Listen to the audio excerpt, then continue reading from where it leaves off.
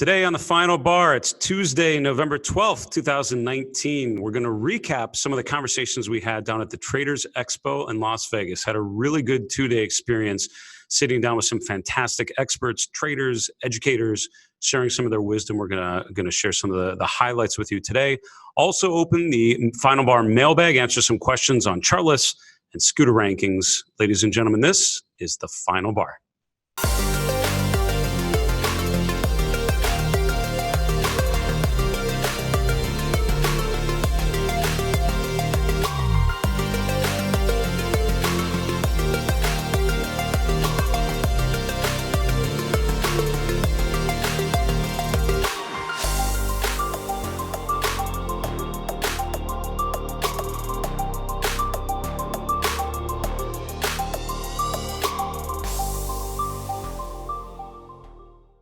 Hello, everyone. Welcome to today's edition of The Final Bar. This is your host, Dave Keller. I'm the Chief Market Strategist at StockCharts.com. We're on the road this week in New York City doing a series of media interviews and other meetings. So wanted today to share some of the insights that we got from the Traders Expo. This week, obviously, the big theme has been market strength and whether this resilience in stocks will continue into the coming weeks through year end. And a lot of the conversations we had down at the Traders Expo sort of gravitated between those points. There's just been rotation away from bonds, which had been really strong, back into stocks, sort of this feel of a risk on into year end. So our conversations fluctuated a great deal. We talked about with people like Jeff Hirsch talking about seasonality, the seasonal strength, November through May being traditionally the strongest 6 months of the year. So thinking about how to approach that. With others, Parets, with Bryan, Shannon, with others, it was a lot about just stocks versus bonds, other asset classes, and how they're all related. You know, a couple key themes that we'll hit on. One was just intermarket analysis. So, others, Todd Gordon, for example, we talked a lot about stocks versus bonds versus commodities versus currencies and just how they're related. It struck me with a lot of these conversations how much John Murphy's work had resonated with a lot of people, which was very good. I also love asking about people's routines and if they have a process to go through things. And I hope you'll get some of those ideas from the segments here today. So here's a recap, some of the conversations we had at the Las Vegas Traders Expo.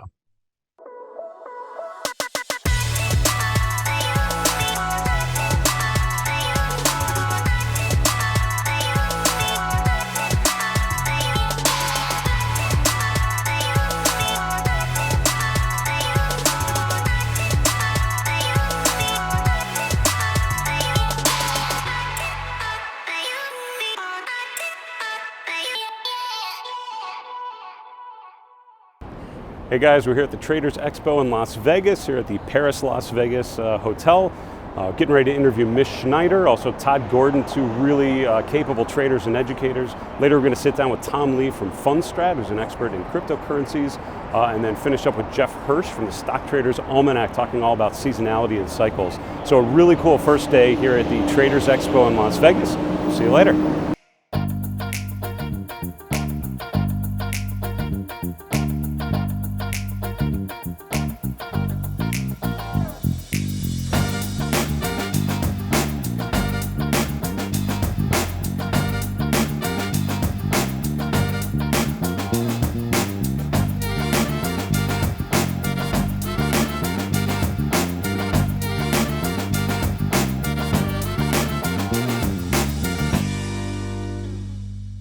Hey guys, here at the Las Vegas Traders Expo, sitting down with Todd Gordon. He's the founder of Trading Analysis based in Saratoga, New York, Saratoga Springs. I love to think about what you do outside of investing and how that helps inform what you do. So I'm a student pilot of thinking about aviation. Awesome. Yeah, now you have experience in competitive sports as in skiing, right? Yeah. Can you tell us just a little bit? I mean, is there an example of something that you learned or part of that that you think reflects well to investors or to traders at all? Yeah, it's great. It actually ties in very well with being a pilot. Okay, Because your whole flight plan needs to be laid out ahead of time. Yes. Like 90% of your flight is laid out ahead of time. That's exactly right. There's a few variables that will pop up.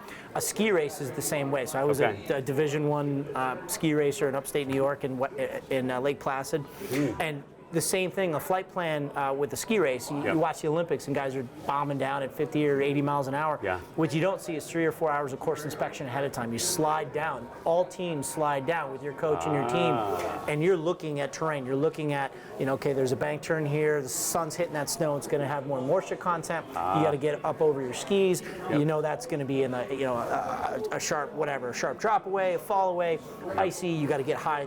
You got to, at those speeds, you got to have a game plan, because you can't just get in there cold, because there's so much information to take in. Yes. Most of it needs to be built into a trade plan or ski plan ahead of time, because there will be things that pop up. The course will deteriorate as guys go down, and you have to be firing on your game plan and adapt to the unknown variable. Yes. So I took that course inspection into skiing and applied it to trading. That's why I wound up with Elliott and Fib and intermarket analysis. And in my process, you should have 80% of your trade done before $1 goes into the market. That's right. Because there will be things that pop up. Yes. I mean, the worst case in skiing is you wind up in the trees.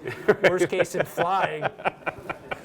You don't fly much more after that. That's the problem. More, so a lot more work needs to go in before a trader. Isn't that great? And with both of those similarities, and with investing as well, it's the stuff you don't see necessarily. It's all the stuff that happens beforehand that allows you to make good decisions when you need to, because you've done all that prep work ahead of time. Right. You got to love the process. Yes. You have to love the process, and that's why, the process, like the pursuit of trying to figure out what's going to happen in the future. It's such an awesome intellectual game that's taxing. Yeah. And that's why I do get frustrated sometimes, and people, new traders, they're anxious and they say, give me the formula, give me the secret. Come on, man. There's no secret. You got to love the game, love the pursuit. Got to spend the time, right?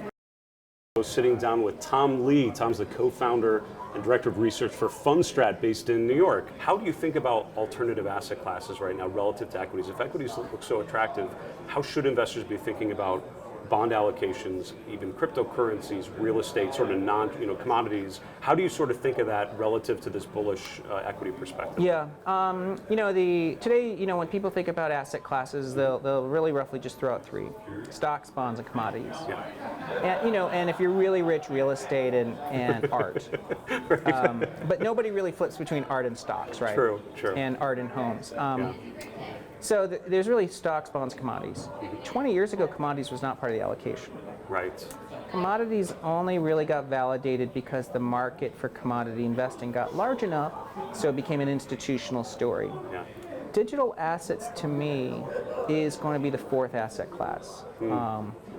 Because digital assets, which really encompasses today cryptocurrencies, and it's really Bitcoin that's the most relevant, actually is really useful. It's a great way to transmit money. It's a great way to store value. It's decentralized trust. It's immutable, and there has never been a hack on the blockchain. And it's a real network. It's a network value or network effect asset. So as adoption grows, its value grows, and it's actually traceable. 70% of the move can be explained by that. So I think as adoption of cryptocurrencies grows, it's going to become a legitimate asset class, and I think people need to put 1 to 2% in it. Hey everyone, we're sitting down today with Jeff Hirsch. He's the editor-in-chief of the Stock Traders Almanac and the chief market strategist for the Probabilities Funds. Now, when you're, maybe from the Stock Traders Almanac newsletter, for example, using all of those different inputs, that's a lot of different things: fundamental, technical, seasonal. How do you reconcile all those, especially when they disagree? What if the cycle's telling you one thing, but the chart might be telling you something different? How do you reconcile the disagreement between them? If the setup's not there, and it's not tracking the seasonal properly, we'll take a pass. Got it. Okay. Or pick a buy limit below the market if it comes back to trend or reverts to the mean. Yeah. But we do use all the stuff to create portfolios in the newsletter, and we also use it to pick stocks. We just put out a new stock basket, fundamentally screened, which is such a deep screen. We use Sachs Research Wizard for the fundamentals. Sure. And it's growth, acceleration of growth, valuations, and just sort of not outperforming the S&P, not underperforming it, just sort of sitting there waiting to happen for the numbers that are coming through the quarterly reports and then the filings to come through. And then we look for stocks that are underfollowed within that that basket, underfollowed by Wall Street. Right. So all things being equal, one stock is followed by 20 analysts, one's followed by 5 analysts. We're going to go with one followed by 5. Yeah. And then we boil 8,000 stocks down to about 100 or 150 or 50, depending on how it falls. Yep. and then we go into the charts. We'll use StockCharts. We'll use some other software. IBD's Market Smith I like too. Sure.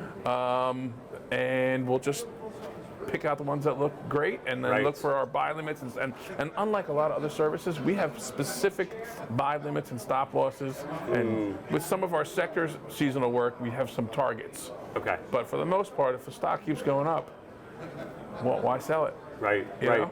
You know?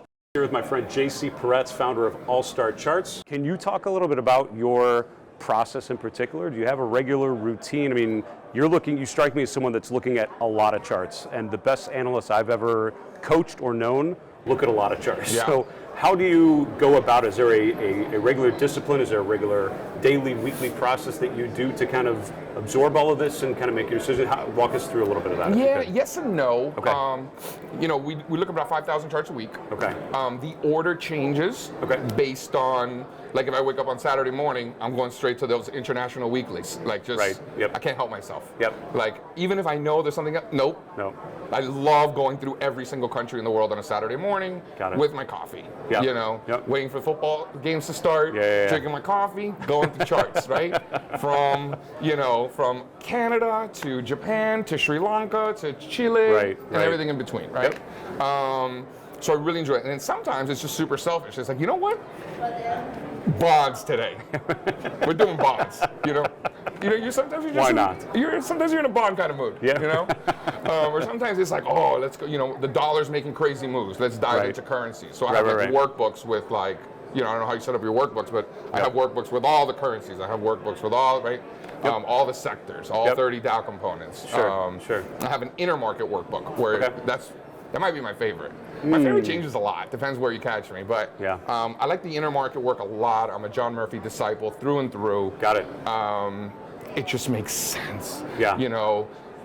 A lot of times you're going to get so much information. I know I'm preaching to the choir over Yeah. here. You're like, I hear you ya. get so much information from Yes. other asset classes, and then also you might get a trade right or a directional call right in one asset class, but the risk reward is better in another. I'll take you back a year to the fourth quarter last year.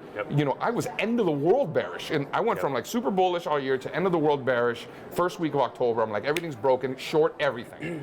The ego trade in October through basically the whole fourth quarter of 2018, the ego trade was to short stocks. The easier trade was to buy bonds. That's right. That's right. It was a much cleaner, from my perspective anyway, it was a much cleaner risk versus reward opportunity buying bonds than it was shorting stocks. Yeah. So as bearish as I was, and I'm like, oh my God, sell everything, da, da, da, Yeah. I didn't short a single stock.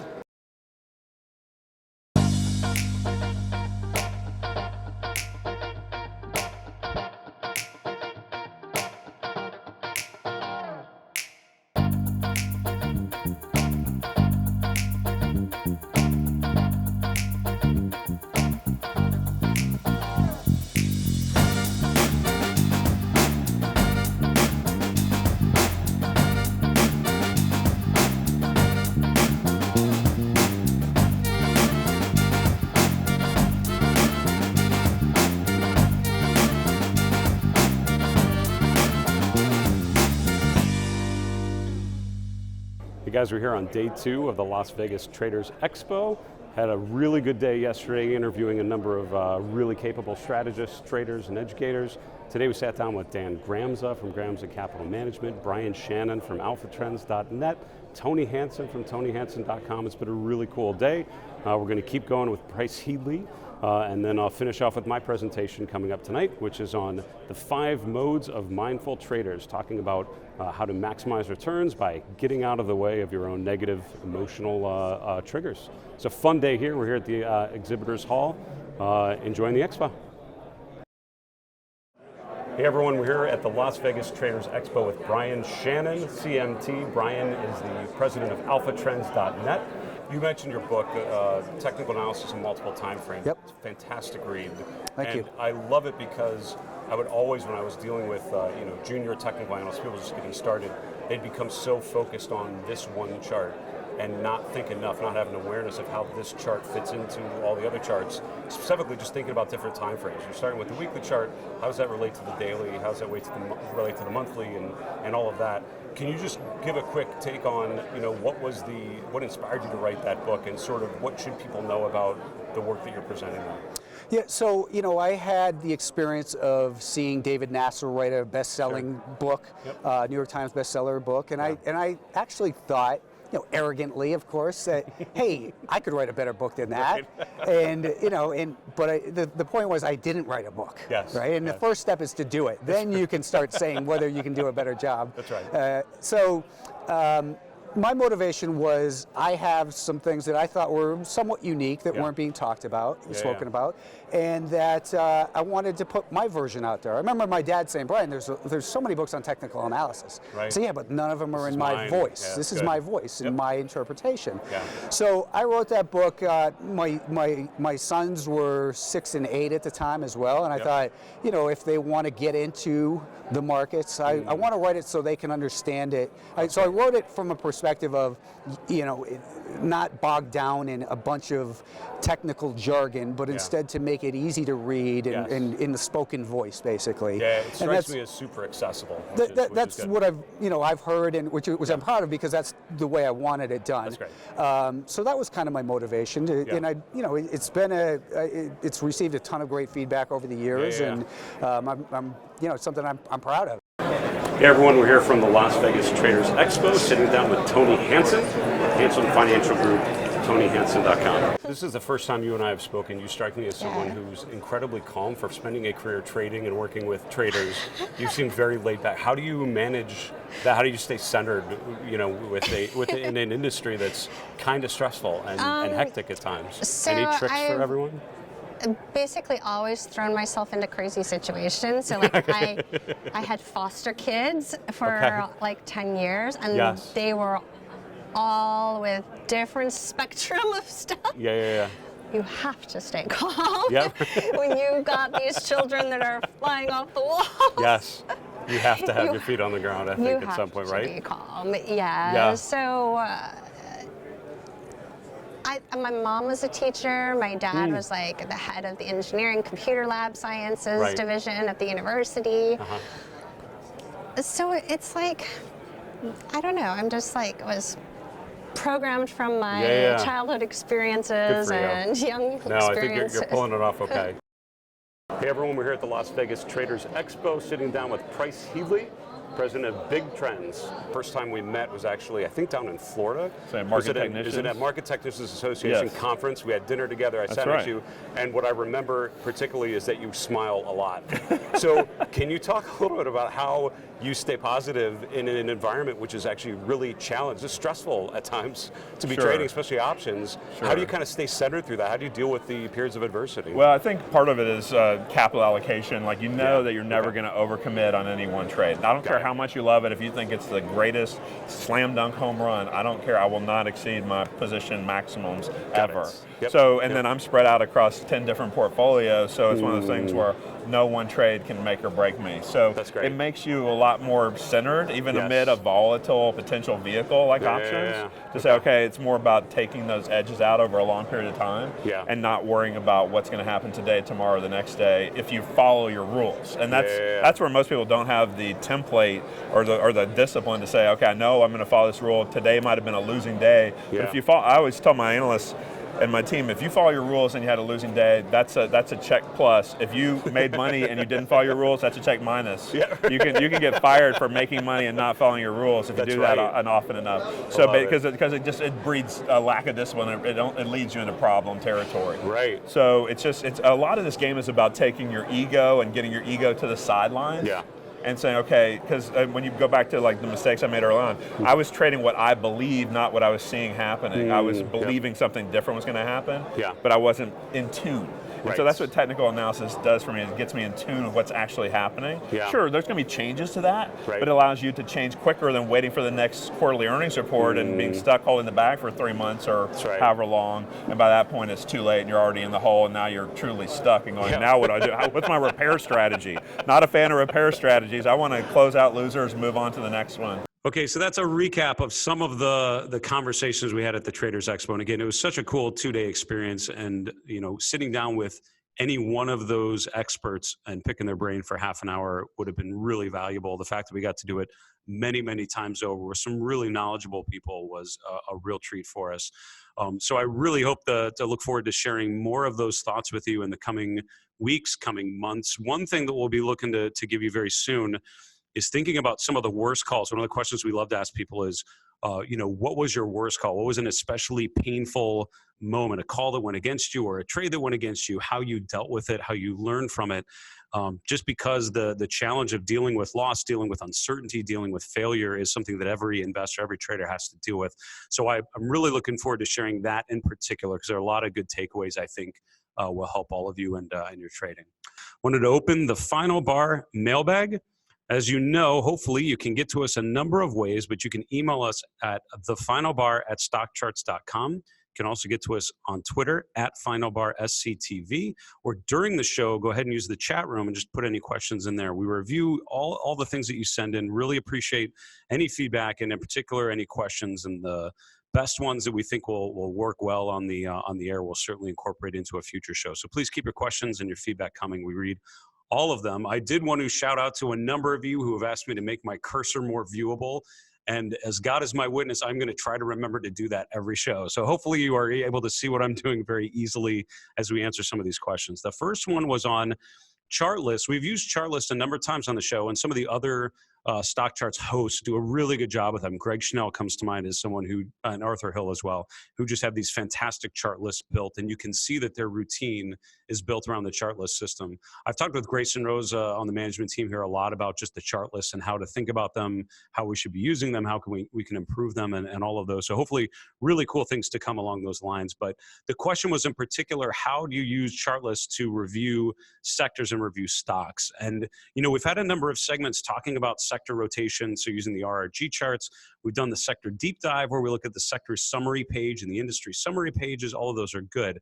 But I've probably mentioned to you a number of times, every weekend I try to go through the entire S&P 500 and start with communication services and go through all 500 odd charts. And for me, it's something I've done for a number of years, and it's a way to just visually check all of those charts. And there are a lot of ways to, you know, manage the number of charts as an equity investor that you could be pulling the trigger on. But I found the chart list system to be pretty decent at it.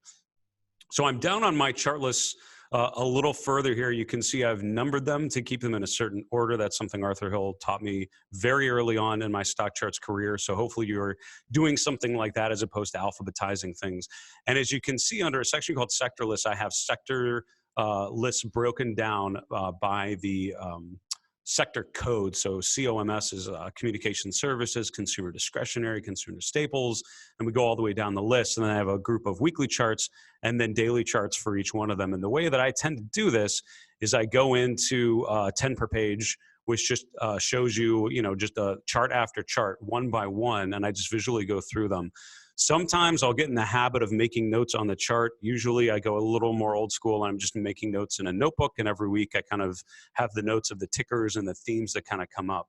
Now the question is always, how do you organize these? How do you do this? And I will tell you that at the beginning, chart lists are a fairly manual process. At least that's what I've found. You need to put in some time to set them up in a way that's going to resonate with you. I mean, I could send you this list. The problem is it's not how you would organize it. And if it's not how you're going to use it, you're just not going to use it, right? You're not going to go through the routine. I use these charts every week because I design them in a certain way and a method that lines up with how I think. And that's why I tend to pay attention to them. So if you look in the upper left corner, I have the full quote shown on each of these stocks. And I do each list by sectors. This is all communication services. Then I group them by the type, by the industry. So this is looking at all the entertainment stocks within communication services. So I'm looking at CBS, then Charter Communications, then Comcast. You can see we're all in the same space here. Then going to Disney, and then going to Discovery, and then I go to Dish, and I'm just going on so I can get out of this group so you can see what happens next. See, after this, after Viacom, these are all sort of the traditional media names. And what I'm looking for on these charts as a series of things. Where is the price relative to the moving averages? In the last week, have there been any significant moves that I want to pay attention to? Where are they at with the RSI, meaning are they overbought or oversold? And then what's the relative strength? And what I'm thinking as I look at a group of stocks in the same industry is what kind of similar themes can I find? So just very quickly in this first group, as I'm going back up, you can see that some of these are a real outlier, right? So something like Charter Communications stands out as something that's really in a position of strength, whereas a lot of these names are a little more in a weaker position. Something like Dish Networks comes to mind, which is relatively beaten down, or even something like 21st Century Fox are really sort of down and rotating, trying to get out of a lower base. So I'm always trying to look at, see which stocks look similar to one another. Now I'm into the fixed telecom group, which is like CenturyLink, AT&T, Verizon. And now I'm doing this again. Now I'm looking at the same sector, but I'm looking at a different group within it. So CenturyLink, pretty decent, a nice rally, nice breakthrough. The moving average is sloping higher. AT&T has been long and strong, very consistent for a while. Going to the next page, I have Verizon, which overall has held up okay, pulling back a little bit to the 50 days. So now I see a couple of stocks that are in really good, relatively strong positions. So I can start to think about fixed telecom as a theme versus the first group, the entertainment stocks. That is kind of the general way that I go about it. And I do that through all 10 sectors. And I make notes on a piece of paper. And by the end of 30 to 40 minutes, depending on how quickly I rip through each of those charts, I've started to unpack themes within each sector. And that's when I'm able to start thinking a little more big picture about the equity universe as a whole. So that is a quick version of how my routine of going through these chart lists. Again, I would tell you that setting all of these up took some time on the front end, but it has made my weekly process just fantastically smooth because I'm able to just whip through them very quickly and look at the signals that I want to pay attention to. The second question was on scooter rankings, which we've talked about a number of times. In particular, looking at the scooter ranking historically over time relative to the price performance of a stock. And the answer is, of course, you can definitely do that. So I'm going to bring up LEG, Leggett and Platt. I'm bringing up the chart here. This is sort of my daily regular default view where I have the price, I have the RSI, and then I have the relative strength of LEG versus the spiders.